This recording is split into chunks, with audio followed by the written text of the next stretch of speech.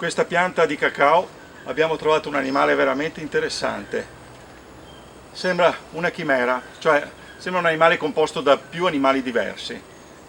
È un insetto. Il suo corpo ricorda un insetto stecco, quindi un phasmide, e si muove anche come tale, quindi molto lentamente per non farsi individuare. Le sue zampe anteriori però somigliano a quelle di una mantide religiosa, sono quindi zampe raptatorie. Questo ci fa capire che si tratta di un insetto predatore. Ma se guardiamo bene il suo apparato boccale, vediamo che è rappresentato da uno stiletto, un apparato succhiatore che è tipico delle cimici, quindi è un insetto emittero. In definitiva abbiamo una cimice che ha l'aspetto di un insetto stecco e si nutre come una mantide religiosa.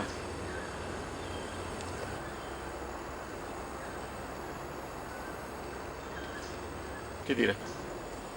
Fantastico.